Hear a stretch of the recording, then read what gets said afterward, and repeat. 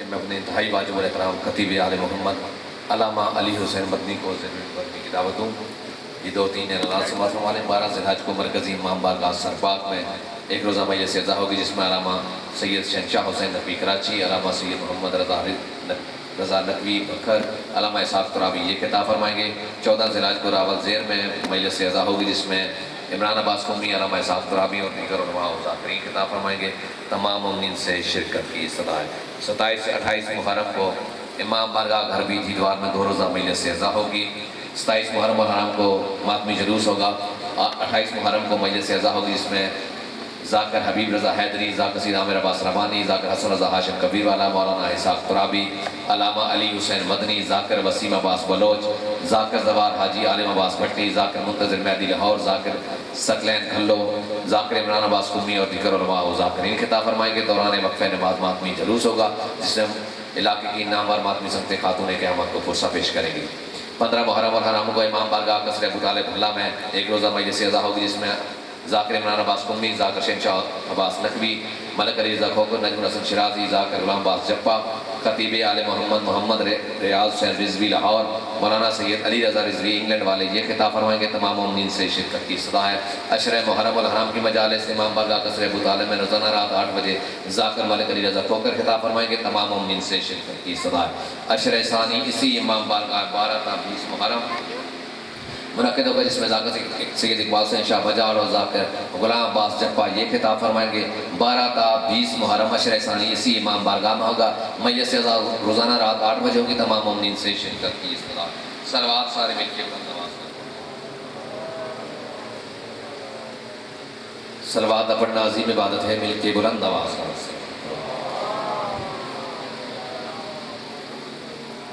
اس نفسہ نفسی کے عالم میں، افراتفری کے ماحول میں، سسکتی بلکتی تڑپتی انسانیت جس جگہ پہ بیٹھ کے اپنی سانسوں کو پرسکون محسوس کرتی ہے، اس شفا خانے کو مجلس حسین کہتے ہیں. ہم آئے نہیں بلائے گئے ہیں، بیٹھے نہیں بٹھائے گئے ہیں. ہمارے گرد دیواریں نہیں معصومین کے پیرے ہیں، سر پہ صاحبان نہیں عباس کے کرم کا سایہ. مشکل ترین دور، مشکل ترین زمانہ، 2 چیزیں انسان بڑی مشکل سے دیتا ہے، ایک وقت اور ایک پیسہ. مدت ہوگی میری قوم کو دونوں چیزیں حسین کے نام پہ دیتے ہیں. یہ سر باتیں کی آپ لوگوں کی توجہ کے لیے، جس کے لیے میں نے 4 صفحے پڑھنی ہیں. مومن مرد کو آنکھیں میں یہ مفت فائدہ چایا گا. ایک مومن مرد مجلس میں بولنا آتی ہے بات. ایک مومن مرد کو آنکھیں میں یہ مفت فائدہ چایا گا. ایک مومن مرد کو آنکھیں میں مفت فائدہ چایا کر. ای وقت کو زندگی آدھے ہیں نائم وقت مجایا کر. ای وقت کو زندگی آدھے ہیں نائم وقت مجایا کر. غم نال بھری کائنات دے وچ تو بل کر نہ گھبرایا کر. جے دکھ دنیا تے ویڑ ونجن تو مجلس وچ ٹر آیا کر. جنہوں جنہوں نام علی چنگا لگتا ہے ہاتھ بلند کر کے حیدری. بہت مہربانی، بہت شکریہ. بادشاہ حسین آپ کو عزت اور عزت شاد رکھے. اب میں دعوت خطاب دن میرے انتہائی واجب الاحترام خطیب آل محمد، فخر ملت جعفریہ، سرمایہ ملت جعفریہ، خطیب آل محمد علامہ علی حسین مدنی سے کہ وہ زیب منبر ہوں. بر محمد و آل محمد بلند تار صلوات.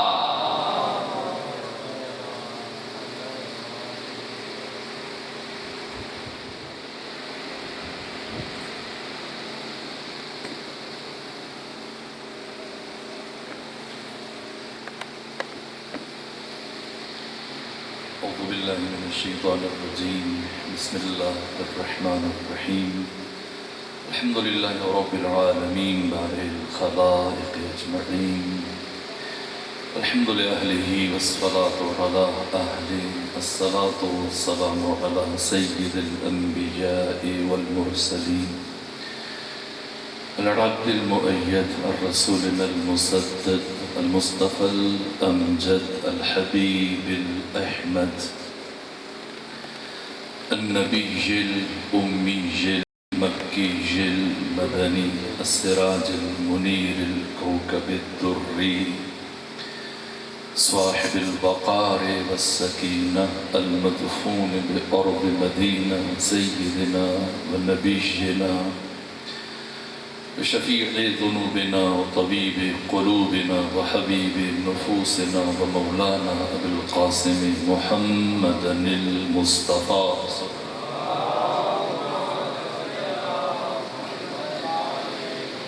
وأهل بيته الأطيبين الأطهرين الأنجبين المعصومين المظلومين ورحمة الله على أحبابهم وأصحابهم وشيعتهم ومحبيهم ومواليهم أجمعين ولعنة الله على أعدائهم ومنكري فضائلهم وغاصبي حقوقهم من جرم عداوتهم إلى الآن ومن الآن إلى قيام يوم الدين وبعد يوم الدين أما بعد فقد قال حق سبحانه في القرآن بسم الله الرحمن الرحيم إن الله يحب الذين يقاتلون في سبيله صفا كأنهم بنيان مرصوص صلوات بشي خاندان فاطمہ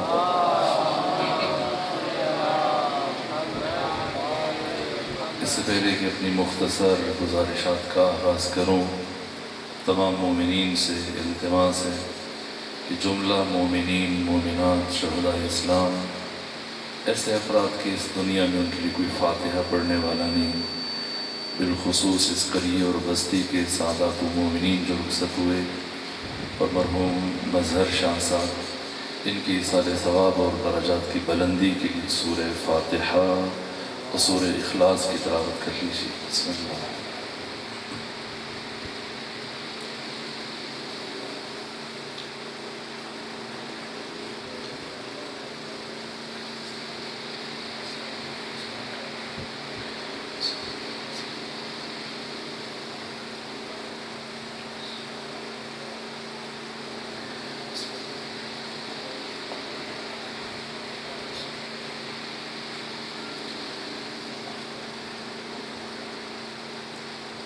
صلوات دیجیے خاندان فاطمہ پر۔ دیگر عزیزان نے بھی جو دعا کی خواہش کی ہے، برادر الفت صاحب فرزند صالح کے لیے پروردگار بحق کے باب الحوائج حضرت امام موسیٰ کاظم انہیں اور جتنے بھی بے اولاد مومنین انہیں فرزند صالح عطا فرما، دعا کی قبولیت کی۔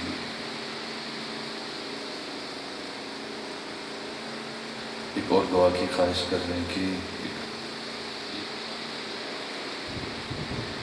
ماتمی ہیں، عزادار ہیں، سید الشہداء کی نئی آواز پروردگار انہیں آسانیاں عطا فرمائے، فرزند صالح عطا فرمائے، سب پہ اپنی رحمتیں نازل فرمائے۔ مجلس کی قبولیت کے لیے خاندان فاطمہ پر صلوات دیجیے۔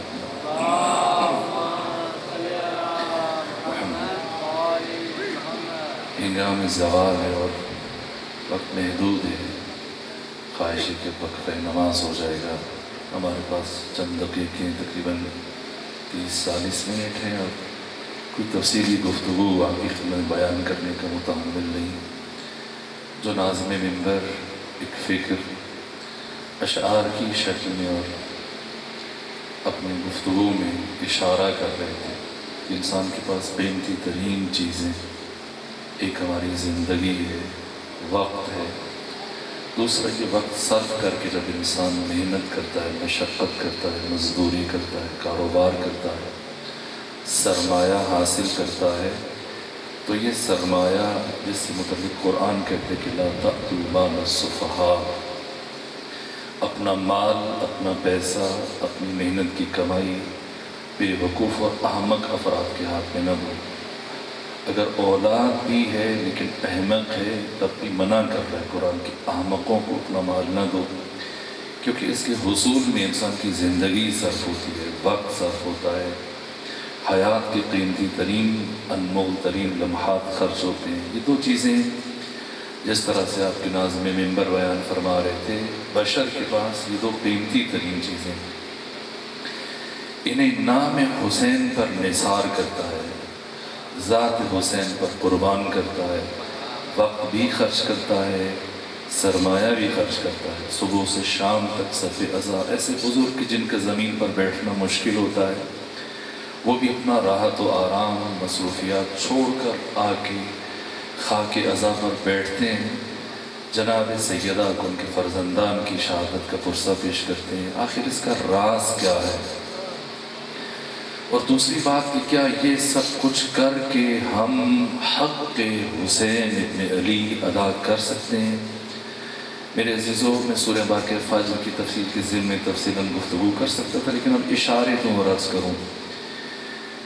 ازل سے لے کے ابد تک 8,500 سالہ انسانی تاریخ اور آج سے لے کے قیامت تک جتنے بھی انسان اس روئے زمین پر آئیں گے،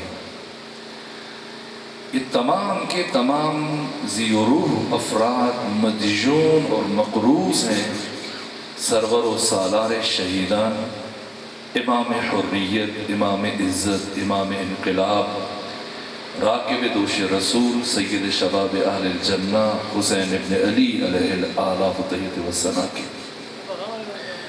اور پوری کائنات میں انبیاء، غیر انبیاء، اولیاء، غیر اولیاء، کسی بھی انسان کا کوئی احسان نہیں ذات حسین ابن علی پر.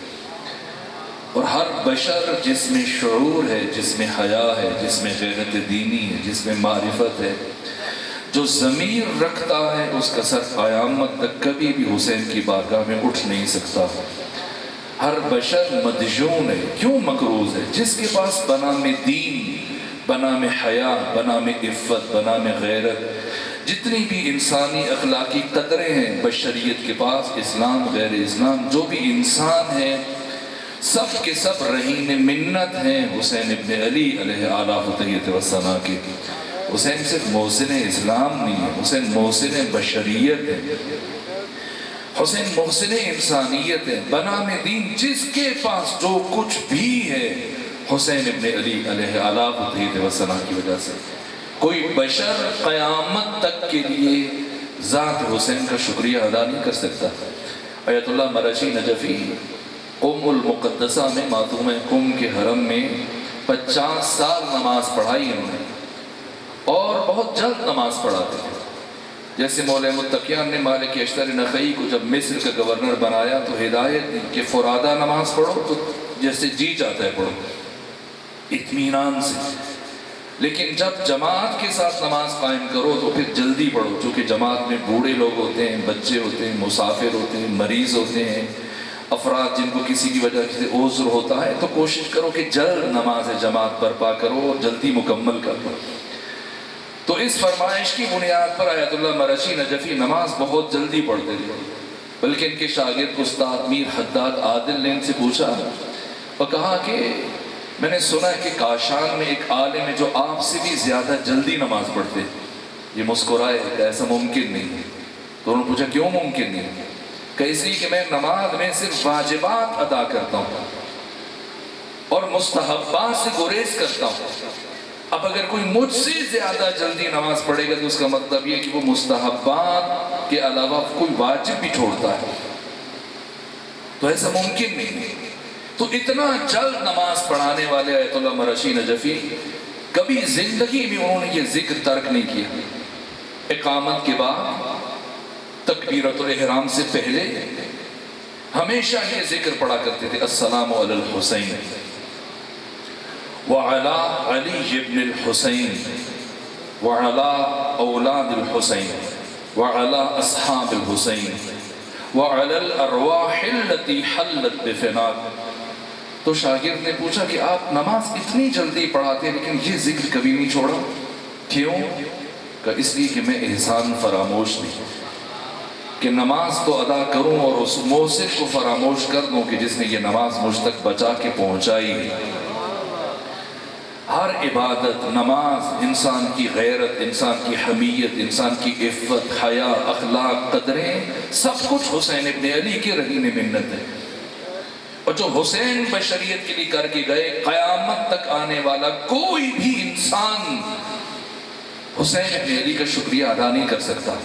اس عزت و عظمت کا راز کیا ہے کہ جیسے ہی زائر قبر حسین پر جاتا ہے تو خدا خود فرماتا ہے یا عبدی استانف عملک، اے میرے بندے جا نئے سرے سے اپنی زندگی کا آغاز کر، قد صرت اليوم کیوم ولدت کا امک، کہ آج تمہاری کیفیت وہ ہے ویسی ہی ہے جیسی تو اپنی ماں کی شکم سے دنیا میں آیا۔ آخر یہ حسین کون ہے کہ بے ارزش اور کمترین چیزیں جب منسوب ہوتی ہیں آقا حسین کے ساتھ تو ان کی قیمت کم از کم جنت بن جاتی ہے۔ یہ مٹی جس کا کھانا حرام ہے، کسی نبی کی مٹی ہو قبر کی تو اس کو بھی آپ نہیں کھا سکتے، حرام ہے۔ تو پھر حسین کون ہے کہ جن کی قبر کی مٹی کو پروردگار نے بشریت کے لیے شفا قرار دیا؟ یہ آنسو جو آپ کی آنکھ سے بہہ جائے تو اس کی قیمت نہیں ہے، یہ پانی جو اشک کی صورت میں بہتا ہے کیا ارزش ہے، لیکن جب یہی یاد حسین میں بہتا ہے تو اس کی کم از کم قیمت پروردگار جنت قرار دیتا ہے۔ یہ حسین کون ہے اور کیوں بشریت مدیون ہے؟ میرے عزیزوں، جو کہ گفتگو مختصر کرنا چاہتا ہوں، مجھے مسلسل احساس ہے کہ ہنگام زوال اور نماز سے میں تاخیر نہیں کرنا چاہ رہا۔ خود 72 افراد کہ جن میں سے انبیاء میں بھی ہمیں مثال ملنا مشکل ہے، بقول جوش ملی آبادی کے سر فرشتوں کے یہاں آج بھی خم ہوتے ہیں، ایسے انسان رسولوں میں بھی کم ہوتے ہیں، جن سے متعلق خود حسین نے فرمایا کہ انی لا اعلم اصحابا اوفا من اصحابی، میرے علم میں نہیں کوئی ایسے اصحاب جو میرے اصحاب سے زیادہ باوفا ہوں۔ یہ 72 ان میں سے صرف ایک کی بات کروں اور گفتگو تمام کر دوں، چند جملے مسائل کی عرض کروں تاکہ پتہ چلے کہ انسان مدیون ہے، کوئی انسان حسین کا حق ادا نہیں کر سکتا۔ ان 72 میں سے حسین کے ایک سپاہی کا نام ہے سعید بن عبداللہ حنفی۔ یہ سعید بن عبداللہ حنفی سب سے پہلے 15 رمضان کو قیس بن مسہر سیداوی کے ساتھ اہل کوفہ کے خطوط لے کر کوفہ سے مکہ پہنچے امام حسین کے پاس۔ 5 دن مکہ میں قیام کیا اور پھر امام حسین نے اپنے چچا زاد بھائی اور اپنے بہنوئی مسلم بن عقیل کو ان دو کے ہمراہ روانہ کیا۔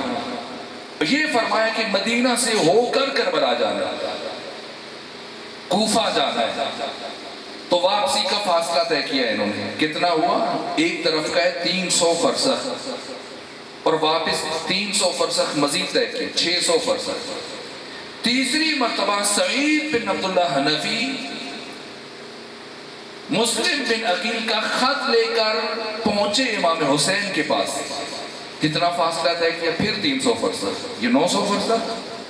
اور چوتھی مرتبہ امام حسین کا خط لے کر مسلم بن عقیل کے لیے پھر کوفہ آئے، کم از کم 1200 فرسخ۔ اگر آپ کلومیٹر میں اس کو کنورٹ کریں تو کتنا بنتا ہے؟ کم سے کم 6500 کلومیٹر۔ گھوڑے اور اونٹ کی پشت پر یہ سفر طے کیا۔ کتنا مشکل سفر ہے کہ آپ کے باقی تمام ساتھی شہید ہو گئے اس سفر میں، سوائے سعید بن عبداللہ حنفی کی۔ اتنا طویل سفر طے کیا اور پھر 7ویں محرم کو پانی بند ہوا اور 10 محرم تک مسلسل 3 دن تک بھوکے اور پیاسے رہے اور شب عاشور رات جاگ کر گزاری، اور آدھی رات امام حسین کے باقی ساتھیوں کے ساتھ جنگل سے جھاڑیاں کاٹتے رہے اور باقی آدھی رات خیام کے سامنے والے طرف میں خندق کھودی، 5 گز چوڑی اور 5 گز گہری، ان 72 کے ساتھ مل کر شب عاشور۔ اور جب خندق کھود گئی تو یہ ساری جھاڑیاں اس خندق میں پھینکی اور صرف ایک راستہ چھوڑا جہاں پر صبح میں جنگ کے لیے جانے والے مجاہدین گزر سکیں اور امام حسین ان کی لاشیں اٹھا کر خیام تک لا سکیں۔ اور اس کا فلسفہ اور مقصد یہ تھا کہ روز عاشور سب سے آخر میں جب امام حسین جائیں آخری الوداع کے موقع پر تو ان جھاڑیوں کو آگ لگا دیں تاکہ آپ کی شہادت کے موقع پر دشمن اچانک سے حملہ آور نہ ہو سکے اور بیویوں کو کچھ دیر میں سمجھنے کا موقع مل سکے۔ تو 6500 کلومیٹر کا سفر طے کرنے والے، 3 دن کے بھوکے پیاسے، ساری رات جا کر خندق کھودنے والے اور جھاڑیاں کاٹنے والے سعید بن عبداللہ حنفی، روز عاشور جب ابو ثمامہ ساعدی، امام حسین کے ایک اور صحابی ہیں، انہوں نے سید الشہداء کی بارگاہ میں عرض کیا فرزند رسول زوال ہو رہا ہے، مجھے لگ رہا ہے کہ نماز کا وقت ہو رہا ہے، اب بتائیے کیا زوال ہو چکا؟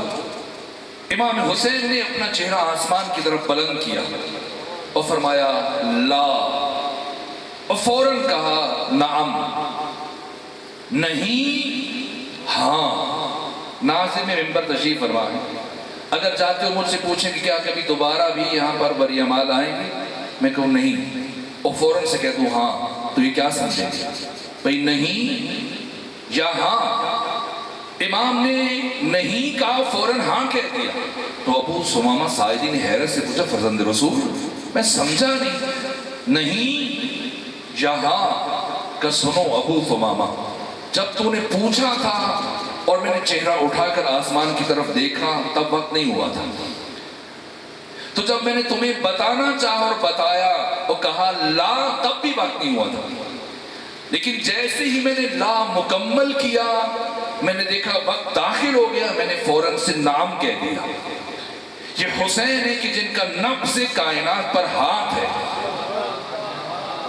اور جیسے ہی فرمایا ہو گیا وقت، تو ابو ثمامہ نے خواہش کی فرزند رسول پھر میرا جی چاہتا ہے کہ ہم آپ کی اقتدا میں اپنی آخری نماز پڑھ لیں۔ یہ جملہ سنا، ہاتھ اٹھائے دعا کے لیے، یہ نہیں کہا اللہ تجھے جنت دے، جنت کی بشارت تو پہلے دے چکے، یہ نہیں کہا کہ اللہ تمہاری اولاد کو بخت لگائے، نہ، کیا دعا دی؟ ہاتھ اٹھائے، تمام مقتل کی کتابوں میں، منہاج الدموع میں، دمۃ الثاقبہ میں، ابو مخنف میں، اللحوف میں، باقی 56 کتابوں میں یہ جملے موجود ہیں۔ فرمایا حشرک اللہ من المصلین، اللہ تجھے نمازیوں میں معشور کرے۔ معلوم ہوتا ہے حسین ابن علی کی نگاہ میں نمازیوں میں معشور ہونا ایک بلند درجہ ہے۔ کہ ابو ثمامہ جاؤ عمر ابن سعد سے کہو کہ ہمیں نماز پڑھنے کی اجازت دے۔ گئے، عمر ابن سعد نے کہا پڑھ لیں، نماز پڑھ لیں، اور نماز کے دوران ہم وقفہ کریں۔ ابو ثمامہ پلٹے، عمر ابن سعد کا 18 سالہ بیٹا آگے بڑھا اور باپ سے کہی کیا کر رہے ہیں؟ کہ کیوں، نماز ہی تو اجازت مانگ رہے ہیں، تو پڑھ لیں نماز۔ کہ آپ نے ان لوگوں کو اکٹھا کیا کہ یہ خارجی اور باغی ہے اور اسلام دشمن ہے اور دین سے بغاوت کر رہا ہے، اور جب آپ اسلام نماز کے لیے ان کو اجازت دیں گے اور یہ سب کے سامنے میدان میں کھڑے ہو کر نماز پڑھیں گے، آپ کی فوجیوں کی ہمت ٹوٹ جائے گی اور وہ کہیں گے ہم تو اللہ کے دوستوں سے لڑنے لگے، تو یہ اجازت واپس لیجیے۔ عمر ابن سعد نے پیچھے سے آواز دی، ابو ثمامہ حسین سے کہو عمر ابن سعد کہہ رہے کہ تمہاری نماز قبول نہیں کہ تمہیں پڑھنے کی اجازت دی جائے۔ اب حسین ابن علی نے اپنی نماز کی حفاظت کا انتظام کیا، اور روز عاشور میدان کربلا میں جو آپ نے نماز پڑھی، تمام مقتل نگاروں نے لکھا حسین ابن علی نے نماز خوف ادا کی۔ کوئی یہ نہ سمجھے کہ حامل نفس مطمئنہ حسین ابن علی، جن سے متعلق سید مہدی بحر العلوم نے یہ جملہ لکھا کہ میرے لیے طے کرنا مشکل ہے کہ علی ابن ابی طالب وہ زیادہ بڑے شجاع تھے یا آپ کے فرزند حسین ابن علی بڑے شجاع تھے۔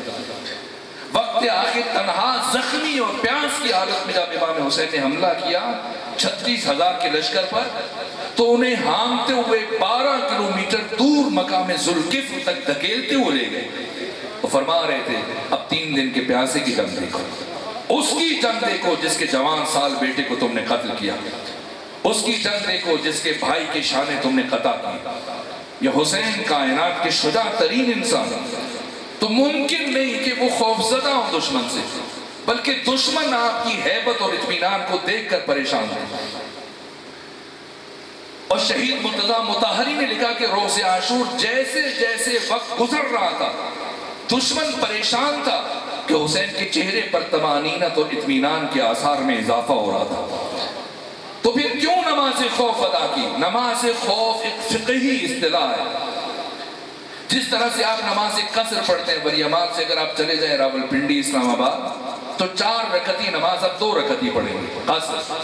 اسی طرح سے نماز خوف بھی 4 کے بجائے 2 رکعت پڑھی جاتی ہے.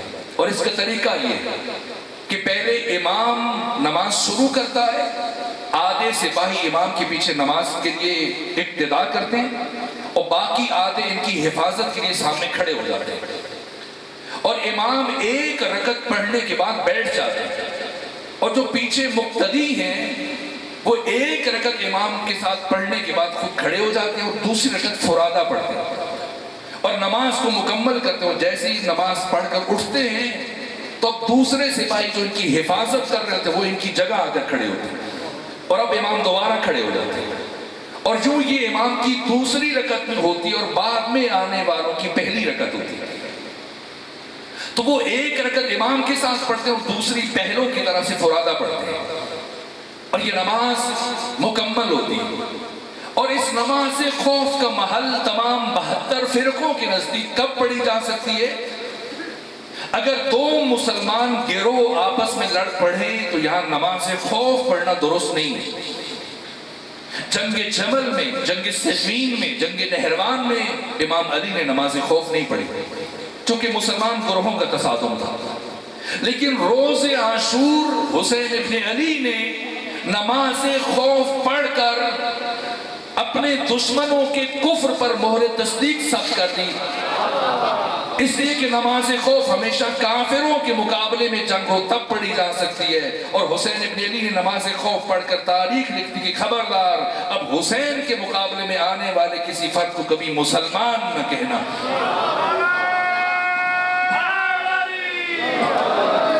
نماز خوف ادا کی اور 2 صحابی امام حسین کے روبرو کھڑے ہیں, ایک زہیر ابن قین اور دوسرے سعید بن عبداللہ حنفی. اور وہ صحابی جو بالکل حسین کے سامنے, ان کا نام سعید بن عبداللہ حنفی. ادھر امام حسین نے نماز شروع کی, ادھر دشمنان نے نماز میں تیر برسانا شروع کی. اور کتنے تیر لگے سعید کو؟ کم سے کم 72 تیر آپ کے جسم میں پیوست ہوئے. ایک تیر انسان کی موت کے لیے کافی ہوتا ہے, سر میں لگ جائے, گلے میں لگ جائے. 72 سے زیادہ تیر آپ کے جسم میں پیوست ہیں, لیکن کھڑے کیوں؟ عشق حسین میں, محبت حسین میں, کہ اگر میں گر گیا تو کوئی تیر یوسف زہرا کو چھو جائے گا. اس لیے قوت ارادی اور عشق حسین میں, محبت حسین میں کھڑے. اور جیسے حسین ابن علی کی آواز ہے السلام علیکم ورحمت اللہ وبرکاتہ, تب سعید کی زمین پر گرے. اور یہ میں کہہ رہا ہوں زمین پر گرے, ورنہ جب وہ زمین پر آئے تو آپ کا جسم تیروں پر معلق ہو گیا, تیروں کے اوپر, اور گرنے سے یہ تیر مزید آپ کے جسم میں اتر گئے. اور اب آخری سانسیں چل رہی ہیں.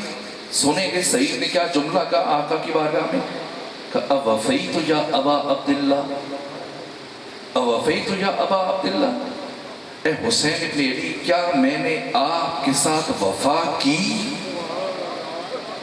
شہید مرتضیٰ مطہری کہتے ہیں اتنا کچھ کر کے 6,500 کلومیٹر کا فاصلہ طے کرنے والے, 3 دن کے بھوکے پیاسے, ساری رات زحمت کرنے والے, 72 تیر کھانے کے بعد آخری سانس چل رہی ہے, وہ کیوں پوچھ رہے ہیں کیا میں نے حق ادا کیا؟ کہ اس لیے کہ ان 72 کو حسین کی معرفت حاصل ہو چکی تھی اور یہ جانتے تھے کہ اتنا کچھ کر کے بھی حق کے حسین ابن علی ادا نہیں ہو سکتا. ہر انسان مدیون ہے اور مقروض ہے حسین ابن علی کا. میرے عزیزوں اگر ہم ساری زندگی اس خاک پر بیٹھ کر آنسو بہاتے رہیں تب بھی وہ ایک تماچا جو جناب سکینہ کے رخسار پر لگا, بشریت کبھی بھی حسین کا یہ احسان کا حق ادا نہیں کر سکتی. میرے عزیزوں کیا کیا حسین نے بشریت کے لیے؟ چونکہ وقت محدود ہے چند جملے عرض کرو. شہید مرتضیٰ مطہری فرماتے ہیں کربلا کی جنگ ایک تیر سے شروع ہوئی اور دوسرے تیر پر ختم ہو گئی. یہ نماز ظہر ہے جو حسین ابن علی نے اپنے اصحاب کے ساتھ ادا کی, اور نماز عصر حسین ابن علی نے اپنے فرض سے باوفا کی زین پر ادا کی. کیسے؟ چلے آئے خیام میں رخصت آخر کے لیے اور ایک پرانی پوشاک کا مطالبہ کیا، اسے چاک کیا۔ آج 28 جون ہے نا، 28 جون قمری اعتبار سے 10 محرم آقا حسین کی شہادت کا دن ہے، اور شمسی اعتبار سے آج ہی کا دن آقا حسین کی شہادت کا دن ہے۔ تو اسی لیے میں یہ جملے عرض کر رہا ہوں۔ آئے خیام میں اور ثانی زہرا نے ایک خواہش کی، کیا کہا کہ بھیا حسین میرا جی چاہتا ہے کہ آپ وقت آخر ہم بیویوں اور بچوں کی صف کے درمیان میں سے گزرتے ہوئے الوداع ہوں۔ ثانی زہرا نے ایک طرف بیوہ خواتین کو کھڑا کیا، بے سہارا خواتین کو، کسی کا بھائی مارا گیا، کسی کا بیٹا مارا گیا، کسی کا شوہر مارا گیا، دوسری طرف یتیم بچوں اور بچیوں کو کھڑا کیا، اور خواہش کی کہ آپ ہم کے درمیان میں سے گزرتے ہوئے رخصت ہو۔ حسین ابن علی ایک ایک بیوی اور ایک ایک بچے کے ساتھ سے سلام کر تو آگے بڑھ رہے، گزر رہے۔ یہ کیا کیا آقا حسین نے؟ مرحوم اظہر حسن زیدی فرماتے ہیں کہ جس طرح سے ایک مملکت کا سربراہ کسی دوسرے ملک اس کی دعوت پہ جاتا ہے، اس کے سربراہ کی دعوت پر، تو وہاں کا صدر، بادشاہ، وزیر اعظم اس کے استقبال میں گارڈ آف آنر پیش کرتا ہے اور اپنے فوجی دستے کی سلامی پیش کرتا ہے اس کے اعزاز میں کہ حسین ابن علی کی جنگ مکمل ہو رہی تھی، اب ثانی زہرا کا محاذ شروع ہو رہا تھا، تو ثانی زہرا نے اپنے بھائی سے یہ خواہش کی کہ آپ کی فوج نے اپنا کام مکمل کیا، اب ذرا میری فوج کے درمیان سے گزر کر ایک معائنہ کر لیجئے اور ایک نگاہ میری اس فوج پر ڈال دیجئے کہ جسے لے کر میں نے دنیا کی 3 بر اعظموں کی حکومت کے باطل حکمران کا مقابلہ کرنا۔ چلے ایک ایک کو سلام کر رہے ہیں، یا زینب و یا ام کلثوم و یا سکینۃ و یا رباب و یا جاریۃ امی فضا علیکن من السلام۔ سب کو سلام کیا، خیام سے باہر تشریف لائے، اپنے فرس پر سوار ہوئے، ایڑ لگائی، لیکن آپ کا گھوڑا اپنے مقام پہ رکا ہے۔ فرمایا اے میرے فرس با وفا، یہ میری آخری خدمت ہے، میں اس کے بعد تجھے زحمت نہیں دوں گا، لیکن آپ کی سواری اپنے مقام پر کھڑی ہے۔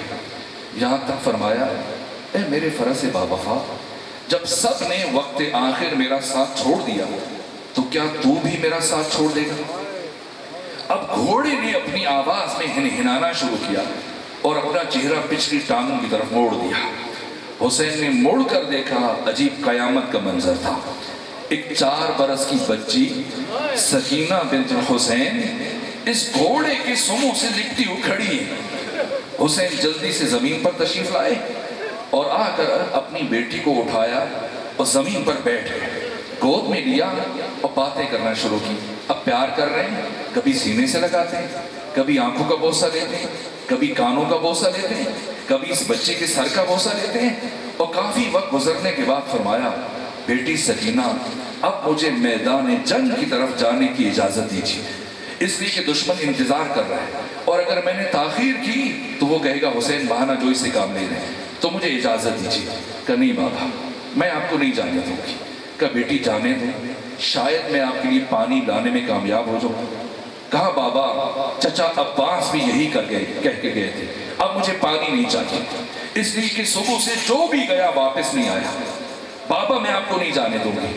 حسین ابن علی کائنات کے حساس ترین امام کبھی زبردستی اس پھول جیسی بیٹی کو خود سے الگ نہیں کر سکتے تھے، اس لیے اب حسین ابن علی نے اپنی تربیت کا اثر آزمایا اور قیامت تک آنے والی بشریت کو جناب سکینہ کا تعارف پیش کیا، اس لیے کہ مورخ کے قلم میں اتنی تاب و توان نہیں تھی کہ وہ سکینہ کا تعارف پیش کر سکے۔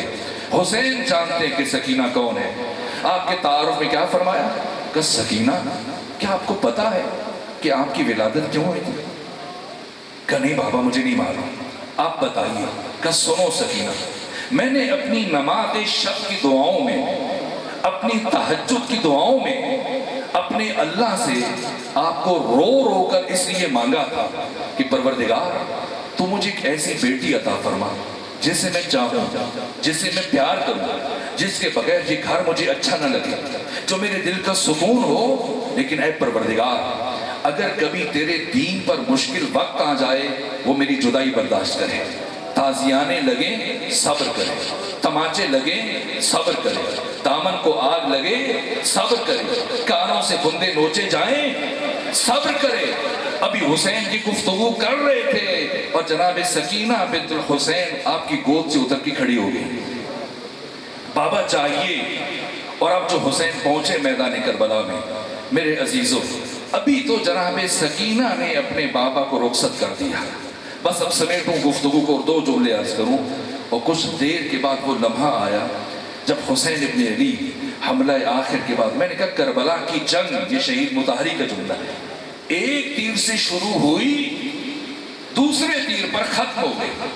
پہلا تیر عاشور کی صبح عمر ابن سعد نے چلایا اور اپنے لشکر والوں کو گواہ بنایا کہ عبید اللہ ابن زیاد اور یزید ابن معاویہ کے سامنے جا کے گواہی دینا کہ حسین اور لشکر حسین پر پہلا تیر میں نے چلایا۔ اس تیر سے جنگ شروع ہوئی اور دوسرے تیر پر کربلا کی جنگ ختم ہو گئی۔ یہ کون سا تیر تھا؟ مختار ثقفی نے جب حرملہ سے پوچھا بتا تو نے کربلا میں کیا کیا، تو حرملہ نے کیا جواب دیا؟ کہا اے مختار نہ سنو تو بہتر ہے، کہ مجھے بتاؤ میں سننا چاہتا ہوں۔ کہا میں نے کربلا میں روز عاشور 4 تیر چلائے، ایک تیر مشق سکینہ پر، دوسرا تیر چشم ابو الفضل عباس میں، تیسرا تیر گلو علی اصغر میں، اور چوتھا تیر وہ تھا جس سے کربلا کی جنگ ختم ہو گئی۔ یہ کون سا تیر تھا؟ وقت آخر حسین ابن علی، یہ حسین کی عصر کی نماز میں شہید مطہری نے کہا یہ تیر کیسے چلایا؟ یہ 6 شعبہ تیر تھا جس کے شوشے دندانے آگے سے مڑے ہوئے تھے۔ یہ حرملہ نے جب چلایا حسین کے سینے سے داخل اور پشت سے آگے بڑھ گیا۔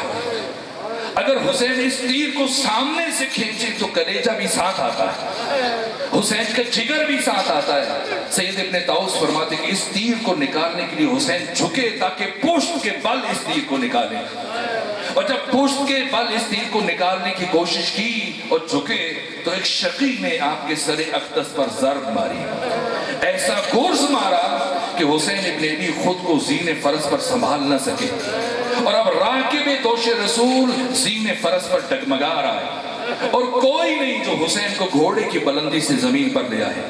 میرے عزیزوں میں نے دیکھا اکثر خطبہ اور ذاکرین جب بہت جوش سے مجلس پڑھتے ہیں اور بہت زور سے مسائل پڑھتے ہیں تو مسائل پڑھنے کے بعد کبھی اتنے نڈھال ہو جاتے کہ ان کی ممبر سے اترنے کی ہمت نہیں رہتی، اور مجمع سے مومن اٹھتے ہیں انہیں عزت و احترام کے ساتھ، راحت و آرام کے ساتھ ممبر سے نیچے اتارتے ہیں۔ میں کہوں گا اے حسین کا نام لینے والوں، ممبر سے اتارنے والوں، آپ کا امام حسین ابن علی زین فرس پر ڈگمگا رہا ہے اور کوئی نہیں جو حسین کو گھوڑے کی بلندی سے زمین پر لے آئے۔ کچھ کاموں میں حسین ابن علی کو بڑا وقت لگا۔ ایک جب مدینے سے چلے تھے اپنے نانا اور اپنی ماں فاطمہ کی قبر پر جا رہے تھے اور رخصت کے وقت آپ کو بڑا وقت لگا۔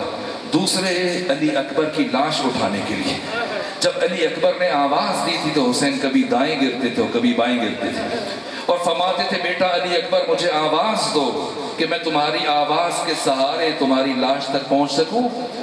اور تیسرا حسین کو زین فرس سے زمین پر آتے ہوئے بڑا وقت لگ گیا، اس لیے کہ آپ کے قدم اس کی رکابوں میں الجھ گئے اور حسین کو بڑا وقت لگا، اور سب سے پہلے جو اس زمین پر آیا وہ حسین کی پیشانی تھی۔ اب شہید مطہری کہتے ہیں زین فرس پر نماز کی نیت کی اللہ اکبر کا آسد کا، اور جب گرز لگا تو یہ حسین کا رکوع تھا، اور جب زین سے زمین پر آئے تو یہ حسین کا سجدہ تھا۔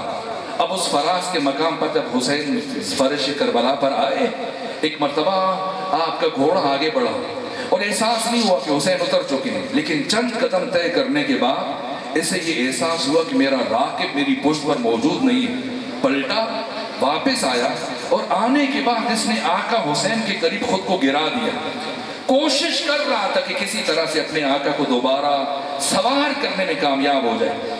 میرے عزیزو ہم دیکھتے ہیں ہماری مجالس میں جہاں پر تعزیہ ہے، جہاں پر جھولا ہے، جہاں پر علم ہے، ہم محرم کے اجتماعات میں جلوسوں میں وہاں اس ذوالجناح کی شبیہ کو بھی لے کے چلتے ہیں۔ دنیا ہم پر الزام لگاتی ہے کہ ہم گھوڑے کی پرستش کرتے ہیں، نہ، ہماری قوم گھوڑے کی پوجا نہیں کرتی، بلکہ ہم دنیا والوں کو بتاتے ہیں کہ اگر کوئی جانور بھی ہمارے ساتھ احسان کرے تو ہم اس کے احسان کو فراموش نہیں کرتے۔ اس جانور کا ہم پر احسان ہے، یہ فرزند رسول کی آخری سواری ہے۔ اس فرس باوفا نے وہ کام کیا جو کربلا میں انسانوں نے بھی انجام نہیں دیا۔ بڑی کوشش کی حسین سوار ہو سکے، یہاں تک کہ جب سوار نہ ہو سکے تو اس نے اپنی پیشانی کو آقا حسین کے خون سے رنگین کیا اور چلا خیموں کی طرف تاکہ بیویوں کو حسین کی شہادت کی خبر دے دے۔ میں پوچھوں گا، اے حسین کے فرس باوفا، تو نے اپنی پیشانی کو خون سے رنگین کرنے کی عادت کہاں سے سیکھی؟ تو اس فرس باوفا کا جواب ہوگا کہ میں نے خود آقا حسین سے سیکھا۔ اس لیے کہ جب علی اصغر حسین کی گود میں شہید ہوئے تھے تو حسین نے علی اصغر کے خون سے اپنے چہرے کو رنگین کیا تھا۔ میں بھی آقا حسین کے خون سے اپنی پیشانی کو رنگین کر کے خیموں تک جا رہا ہوں تاکہ بیویوں کو خبر دے دوں۔ جیسے گھوڑا پہنچا، آواز بلند کی، ایک مرتبہ بیویاں سیدانیاں سر پیٹتی ہوئے خیموں سے باہر آئیں اور ایک چھوٹی سی بچی آ کر ذوالجناح کے پاؤں سے لپٹ گئی۔ کہا، میرے بابا کے اسب باوفا، بتا میرے بابا کو دشمنوں کے مجمع میں کہاں چھوڑایا؟ بس میرا عزیزو آخری جملہ ادا کروں آج کے دن کی مناسبت سے، یہاں تک کہ یہ بچی دوڑتی پہنچی تلہ زینبیہ پر، جہاں اس بچی کی پھوپھی پہلے سے کھڑی ہوئی اس نشیب کا مشاہدہ کر رہی تھی جہاں پر حسین زین فرس سے زمین پر آئے تھے۔ کیفیت کیا ہے بس اشارے میں عرض کروں، حسین ابن علی اپنی تلوار کو کربلا کی خاک میں ٹیکے ہوئے، قبضے شمشیر پر سر رکھے، محوے راز و نیاز ہیں، حق تعالیٰ کے ساتھ مناجات کر رہے ہیں، گفتگو کر رہے ہیں۔ اسی کیفیت میں شمر ابن ذوالجوشن آگے بڑھا۔ سید ابن طاؤس فرماتے ہیں اس نے دونوں ہاتھوں سے آقا حسین کے کندھوں کو دھکا دیا، حسین پشت کے بل خاک کربلا پر گرے۔ یہ آگے بڑھ کر امام حسین کے سینے پر سوار ہوا۔ امام نے دیکھنے کی کوشش کی لیکن آنکھوں میں اتنا خون جمع تھا کہ آقا شمر کو دیکھ نہیں پا رہے تھے۔ بالآخر حسین نے اپنی قوت کو جمع کیا اور اپنے دونوں انگوٹھوں سے اپنی آنکھوں کو صاف کیا، اور اب جب دیکھا میرے سینے پر شمر سوار ہے، کیا جملہ کہا کہ شمر تو بڑی بلند جگہ پر بیٹھا ہے، اے شمر تو بڑی اونچی جگہ پر بیٹھا ہے۔ اے شمر، مجھے یاد ہے میرے نانا محمد مصطفیٰ بچپنے میں جب مجھے گود میں بٹھاتے تھے تو میری قمیض کے بٹن کھول کر مجھے سینے سے چومنا شروع کرتے تھے اور گلے تک میرے بوسے لیتے جاتے تھے، اور میرے نانا نے اس وقت مجھے بتایا تھا، اے میرے حسین، تجھے کائنات کا شقی ترین فرد قتل کرے گا، جس کے چہرے پر چیچک کے داغ ہوں گے اور جس کا قیافہ خنزیر سے ملتا ہوگا۔ شمر نے جیسے یہ جملے سنے حسین کی داڑھی کو بائیں ہاتھ سے پکڑا اور دائیں ہاتھ سے حسین کے رخسار پر تماچے مارنا شروع کیے۔ اللہ نہ کرے کوئی بچی اپنے بابا کا وہ حال دیکھے جو سکینہ نے حسین کا دیکھا۔ تلہ زینبیہ پر کھڑے ہو کر کے منظر دیکھ رہی تھی کہ پھوپھی اماں میرے بابا کو مارا جا رہا ہے، کچھ کوشش کریں، چارہ کریں، میرے بابا کو بچا لیں۔ جب کوئی آواز نہ آئی اب دوڑتی گئی خیام کی طرف۔ ایک بیمار امام 22 برس کی عمر ہے سید سجاد کی، کندھوں کو جھنجھوڑا کہ سید سجاد بھیا اٹھیں، ہمارے بابا کو مارا جا رہا ہے۔